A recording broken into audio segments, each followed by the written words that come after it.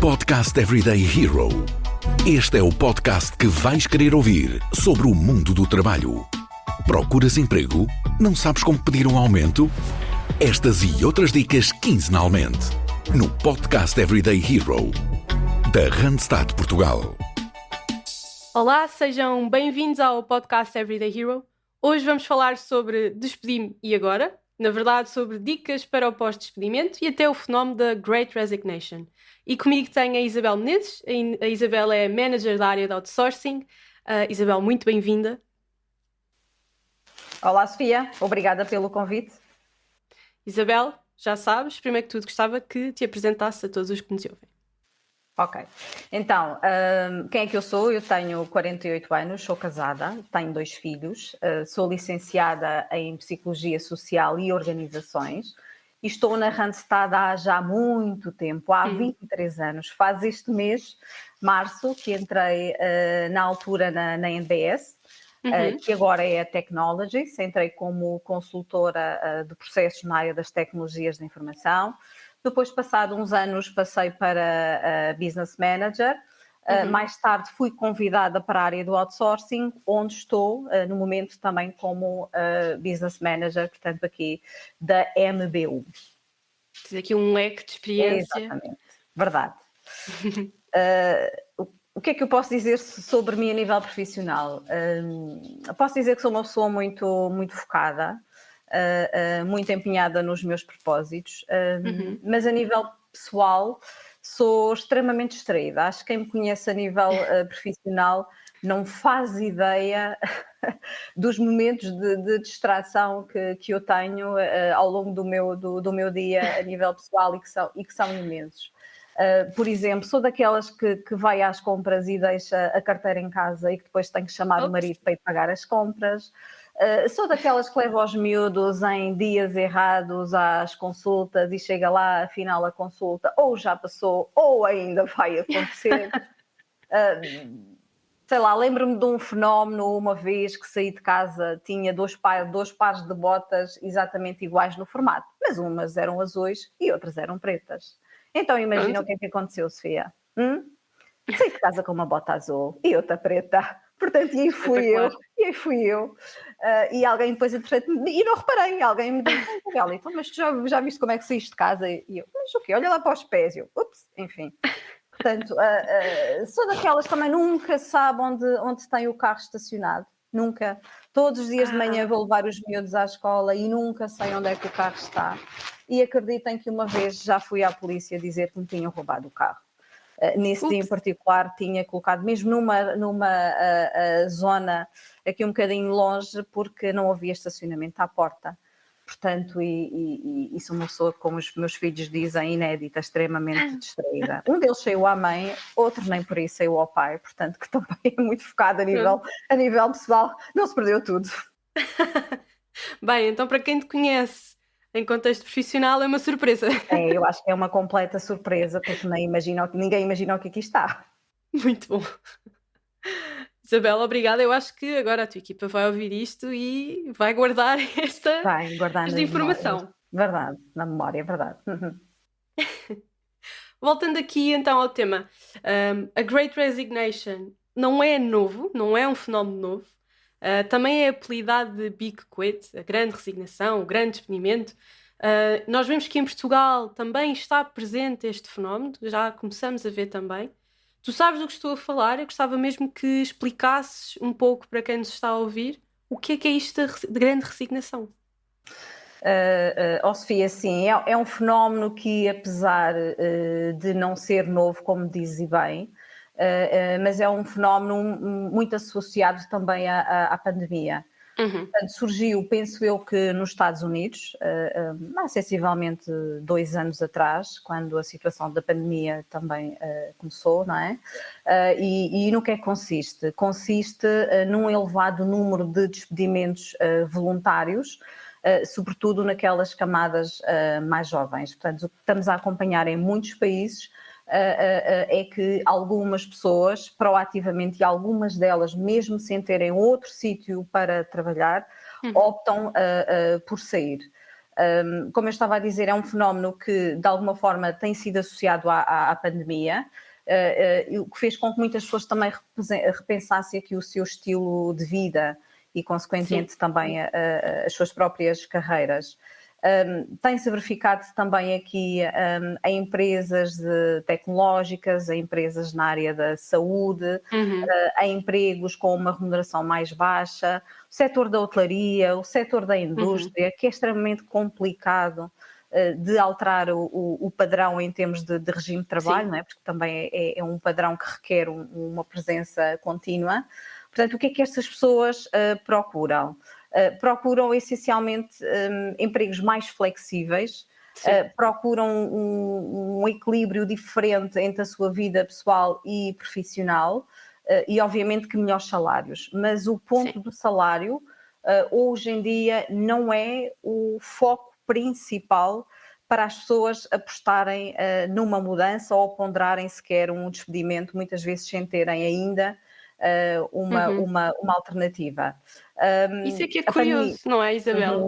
O salário não é o foco, o que se vê em estudos feitos anteriormente, em que o salário era dos principais fatores de mudança. Neste momento, a Big Resignation não nos fala de salário, fala-nos de o que tu estavas a dizer, horários, benefícios, até muitas vezes a preocupação pelo bem-estar do colaborador, em que o colaborador nota esses benefícios. É muito mais do que o... Aliás, até estamos aqui a falar de um salário emocional. É, exatamente, é aquilo que nós chamamos de salário emocional, que vai muito aquém, ou vai muito além daquilo que é a componente financeira. Portanto, a verdade é que a pandemia fez mudar muito a forma como se encara o mundo do trabalho, não é? Portanto, a ida para o teletrabalho fez repensar, de facto, o que é que as pessoas mais valorizam. E como estavas a dizer, e bem, o salário não é o principal impulsionador da mudança.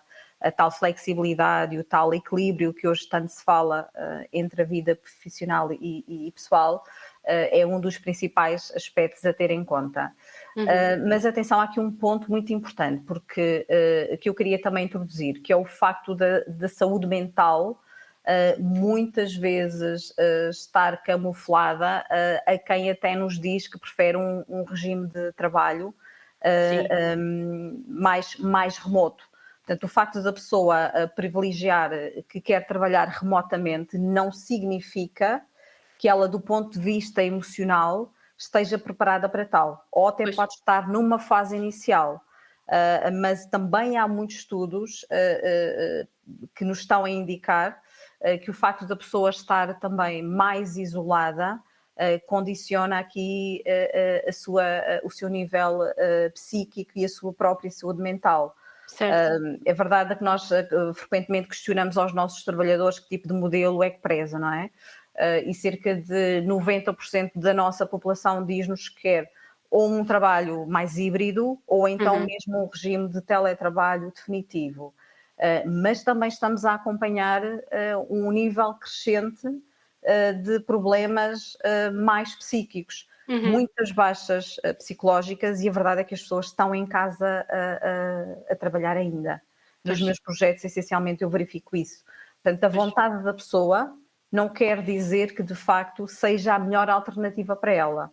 E aí acaba por ser, por muito que a empresa queira, por muito que o manager, o líder, queira o melhor para o colaborador, muitas vezes o próprio colaborador também tem de fazer essa avaliação pessoal, não é? Para perceber se está preparado para um certo modelo de trabalho. E muitas vezes o que o colaborador analisa é que vou poupar muito tempo nas viagens, não é? Essencialmente aqui nos centros grandes em que as pessoas trabalham muito na periferia e demoram muitas vezes 1 hora para o trabalho ou mais e 1 hora de regresso a casa. E por outro lado também aquilo que poupam no próprio transporte, não é? Portanto, acho que essa poupança também em pessoas que têm aqui um salário mais baixo pode levá-las a manifestar interesse no regime mais remoto e nem sempre é a melhor solução, lá está. Cada colaborador tem que ser analisado aqui de uma forma muito, muito particular.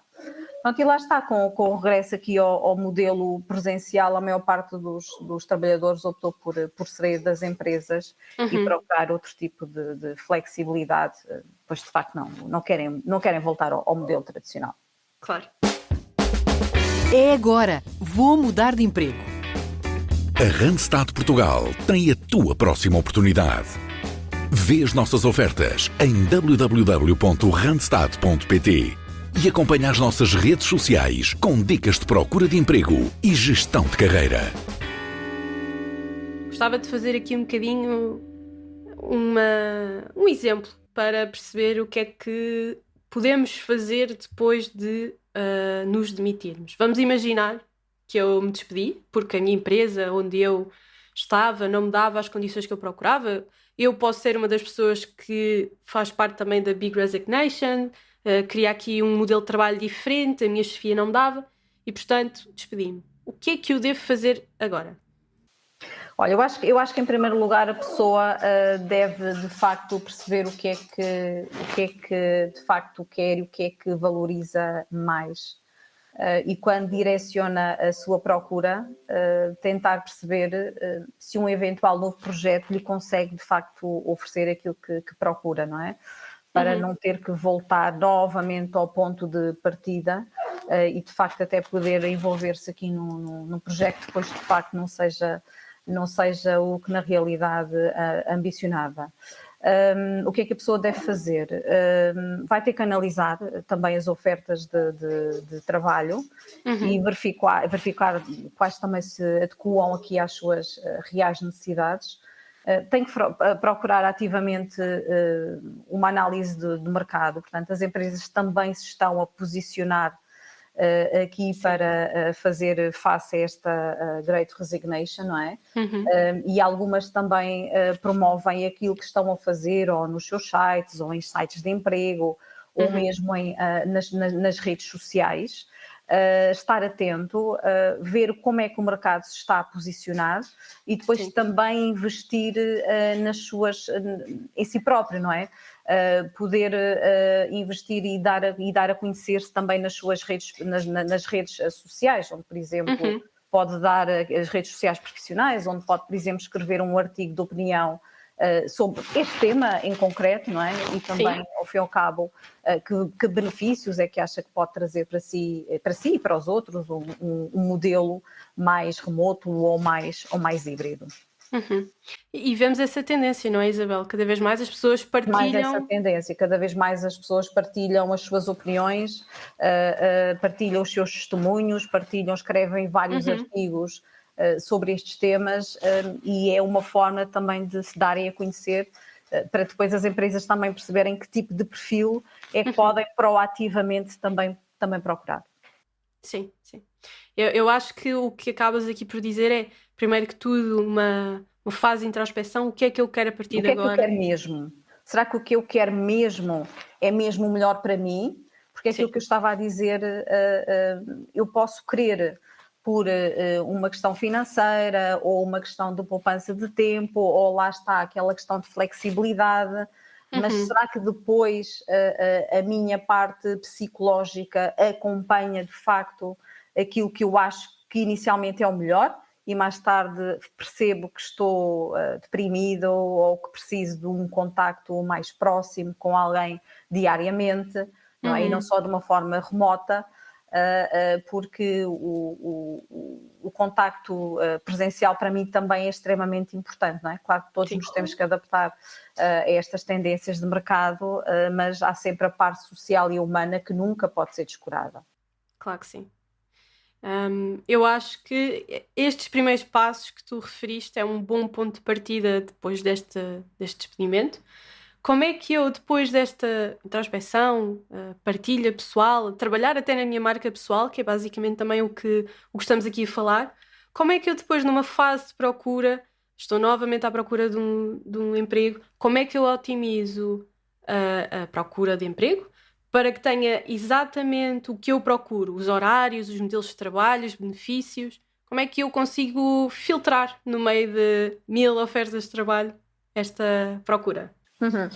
Olha, Sofia, por norma, as oportunidades de emprego, muitas delas já dizem em concreto o que é que a empresa procura. Dizem que tipo de horário se pretende, que tipo de modelo se pretende, se está a contratar num modelo presencial, num modelo remoto ou até no modelo híbrido. Eu posso dizer que eu própria tenho projetos onde onde os anúncios de captação estão direcionados para esse tipo de perfil. Se procuramos pessoas que tenham interesse mais numa via remota, e aí até temos anúncios de recrutamento direcionados de norte a sul do país, não é? Não interessa a localidade em que a pessoa está, e tipo de horário que necessita. Portanto, as equipas de recrutamento já estão preparadas para fazerem também a sua filtragem e a sua captação nesse sentido. Portanto, as empresas já estão muito a apostar numa divulgação inicial do que de facto pretendem, não é? Portanto, e dizer claramente, exatamente, e dizer claramente o que é que estão a necessitar, para que depois a própria pessoa também possa canalizar os seus interesses, a sua candidatura, em função de facto daquilo que já está a ser divulgado. E depois lá está, há sempre que fazer uma análise proativa do que é que as empresas estão a fazer, quem é que está a apostar neste momento na contratação, que tipo de contratação é que estão a realizar. E depois canalizar a candidatura em função também do interesse da própria empresa, não é? Não é só do interesse da pessoa em si. Exato. Pelo menos já sabemos que há aqui uma boa base, um bom ponto de partida, porque as empresas já têm em atenção estes detalhes nas ofertas de emprego. Exatamente, é isso mesmo. Depois, numa fase de entrevista, mais à frente, tu achas que eu devo explicar os meus motivos do despedimento anterior, mostrar aqui as minhas expectativas com base no que aconteceu na minha experiência, ou não é relevante? Olha, eu sinceramente acho que sim. Eu acho que a pessoa deve ser sempre honesta e transparente, indicar claramente o que é que procura e o que é que, do seu ponto de vista, não funcionou na situação anterior. Portanto, se eu procuro um regime híbrido, por exemplo, e a minha empresa não proporcionou e me obrigou a eu ir em permanência para o meu posto de trabalho, e foi isso que me levou a sair, não é? E se eu estou a procurar essa flexibilidade, eu acho que devo ser transparente e claramente dizer o que é que eu procuro, porque senão lá está. Eu até posso ir para um projeto experimentar como é que é e depois chegar à conclusão que é mais uma situação que eu vou ter que sair. Portanto, acho que não é bom nem para a empresa nem para o próprio colaborador. Até primeiro que tudo, transparência e dizer claramente o que é que correu menos bem, o que é que se procura e tentar depois em conjunto, obviamente, sempre um equilíbrio entre ambas as partes, não é? Nada do que uma conversa transparente que possa resolver a situação. Como em tudo, penso que sim. Acho que sim. Muito bem. Este tema sempre foi muito virado para os profissionais. Nós aqui estamos a falar mais de dicas concretamente para profissionais que tenham se despedido ou estejam a pensar de fazer aqui uma mudança de carreira.